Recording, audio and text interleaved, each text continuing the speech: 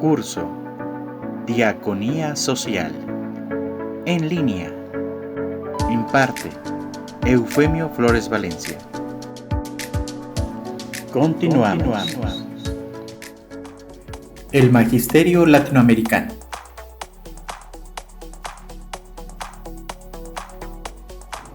Segunda Conferencia del Episcopado Latinoamericano, Medellín. Esta conferencia fue convocada e inaugurada por el Papa Paulo VI en Medellín, Colombia. Los obispos se reunieron del 26 de agosto al 6 de septiembre. El tema de reflexión para la conferencia fue la presencia de la Iglesia en la actual transformación de América Latina a la luz del Concilio Vaticano II. El documento fue la ocasión de proponer pistas de trabajo para la renovación cristiana de América Latina a la luz del Concilio Vaticano II. Fue un acontecimiento de mayor trascendencia para el pueblo de Dios en el continente latinoamericano que marcó el inicio de una nueva etapa en la autoconciencia de la Iglesia y en el compromiso evangelizador. Los desafíos de la época. 1959 es el año del triunfo de la Revolución Cubana que tanta influencia ejerció en el continente. En 1961 se declaró marxista-leninista y amenazaba con propagarse a los países de la región.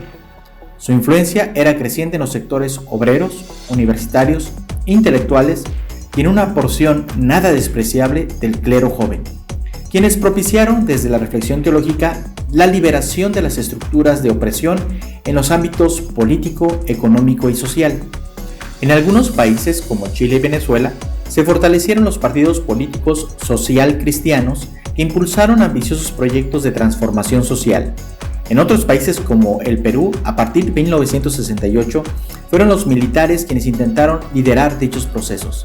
En Brasil, los militares detuvieron el proceso de cambio social. En Paraguay y Nicaragua se mantenían firmes las antiguas dictaduras. El panorama de la región en su conjunto solo podía exhibir algunas de sus democracias relativamente estables, entre las que sobresalían Chile y Uruguay, que años después sufrieron el flagelo de las dictaduras. Por eso, cuando llegó Paulo VI a Bogotá, un diario alemán tituló "El Papa en el infierno", y no hay duda que era una época convulsionada.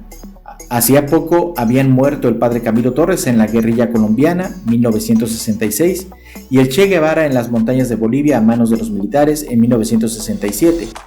Era una época agitada por las manifestaciones juveniles y por las presiones de grupos y movimientos sociales que pedían igualdad de oportunidades y un cambio radical en sus condiciones de vida. En México, el 2 de octubre de 1968 sucede la llamada Masacre de Tlatelolco, que marcó la vida del pueblo mexicano y latinoamericano. A este continente llegó el Papa Paulo VI hace más de 50 años con su mensaje a favor de la vida y del desarrollo integral para todos nuestros pueblos. Y Medellín no fue inferior a su llamado. Temas principales: la promoción humana, la evangelización y el crecimiento de la fe, la Iglesia visible y sus estructuras.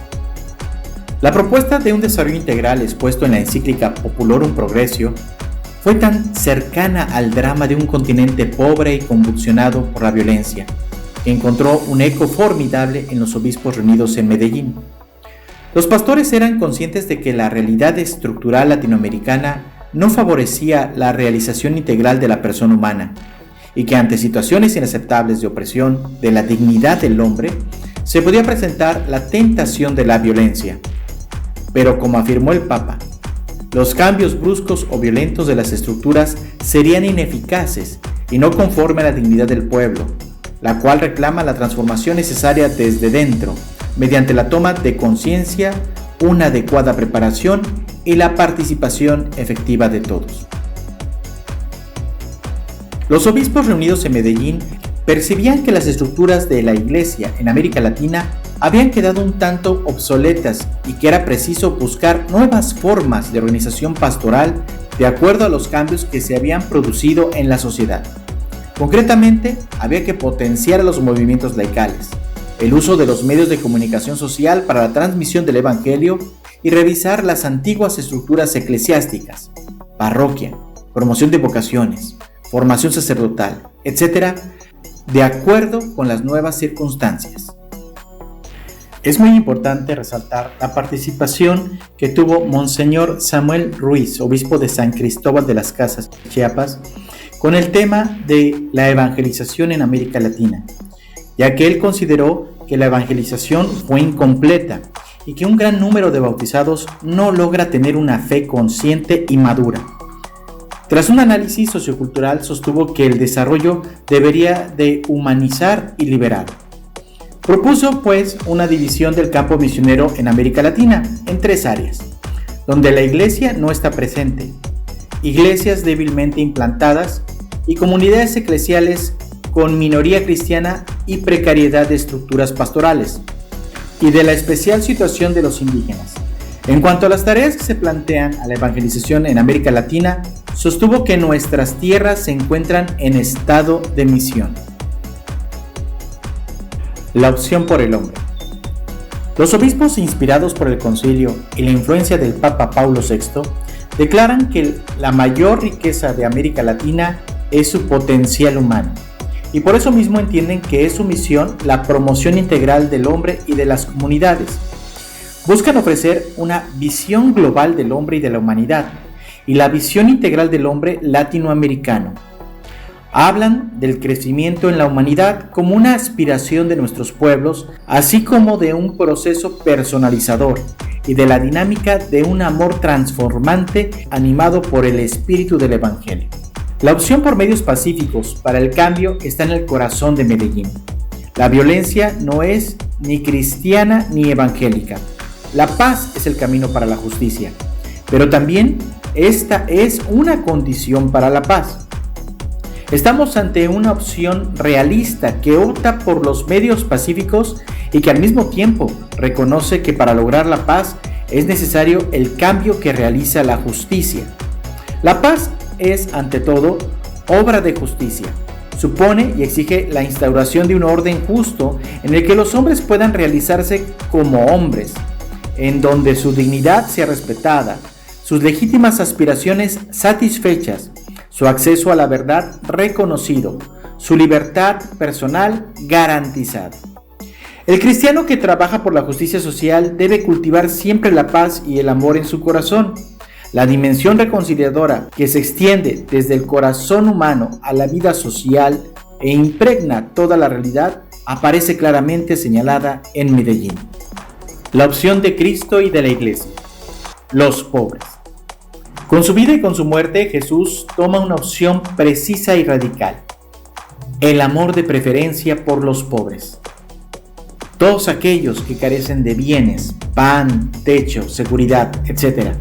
Y en su totalidad, enfermos, desnudos, presos, todo un sinnúmero de rostros. Por lo tanto, la Iglesia, a imagen de Jesucristo, es servidora de todos los pobres. Sin duda, en esta conferencia influyó mucho la pobreza tan extrema de tantos y tantos hermanos de estas tierras, por lo que en las conclusiones destacó entre los temas principales la preocupación por los pobres, la que después se conocería como la opción preferencial. Compromisos. La conferencia formuló la exigencia de vivir una verdadera pobreza bíblica reflejada en los siguientes compromisos: inspirar, alentar y urgir un orden nuevo de justicia. Promover la constitución y virtudes de la familia como estructura en función del cambio social. Dinamizar la educación. Fomentar los organismos profesionales de los trabajadores. Alentar una nueva evangelización y catequesis intensivas. Renovar y crear nuevas estructuras de iglesia. Colaborar con otras confesiones cristianas y con todos los hombres de buena voluntad. Como fruto de Medellín, se le da un enfoque marcadamente pastoral a la acción social, con un marco doctrinal propio y con el propósito de que la Iglesia se convierta en animadora del orden temporal, con una auténtica actitud de servicio. Así nace la pastoral social, que es una elaboración netamente latinoamericana. La Cáritas sigue siendo un organismo de iglesia integrado dentro de la pastoral de conjunto. Y como lo expresa el documento conclusivo de Medellín, Cáritas no debe de ser una obra de beneficencia, sino que debe de insertarse de modo más operante en el proceso de desarrollo de América Latina como una institución verdaderamente promotora.